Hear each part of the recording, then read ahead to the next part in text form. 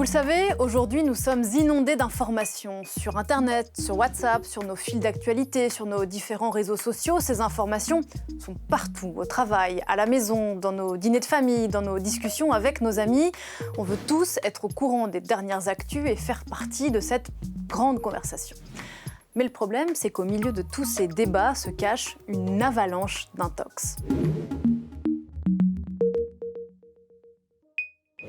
Bonjour à tous, je m'appelle Pauline Paccard, je suis journaliste à France 24 et je suis ambassadrice pour MediaWise. MediaWise et France 24 associent leurs forces aujourd'hui pour vous aider à mieux comprendre comment fonctionnent les réseaux sociaux, ce qu'est la désinformation et comment elle se propage. De quoi parle-t-on exactement ? Eh bien, la désinformation, c'est la diffusion massive de fausses informations avec une intention, celle de tromper celui qui la lit ou qui la regarde. Ça peut être par exemple un groupe Facebook qui partage une information manipulée, tronquée sur un homme politique ou son parti. Pourquoi faire ça ? Eh bien par exemple pour influencer une élection. Mais la désinformation se propage aussi lorsque nous partageons de fausses infos sans en être conscients, sans forcément chercher à nuire. Un de vos amis peut partager un article sur un prétendu remède miracle contre le Covid-19 parce qu'il veut simplement vous aider. Eh bien cet ami, sans le vouloir, contribue lui aussi à la diffusion d'une intox.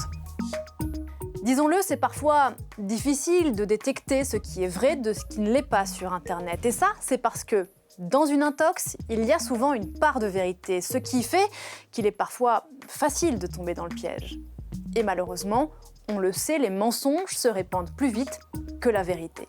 Une étude menée par des chercheurs de l'Institut technologique du Massachusetts aux États-Unis montre que sur Twitter, par exemple, les intox ont 70% plus de chances d'être partagés qu'un article factuellement exact. Pourquoi est-ce qu'il est primordial d'avoir les bons outils pour distinguer le vrai du faux ? Eh bien parce que la désinformation peut avoir des conséquences graves, elle peut influencer notre façon de voter, notre comportement en société, elle peut aussi avoir des conséquences néfastes sur notre santé. À la fin de ce parcours, vous pourrez naviguer sur Internet ou sur les réseaux sociaux avec peut-être plus de connaissances pour repérer les fausses informations et vous pourrez mieux vérifier avant de partager. À très bientôt.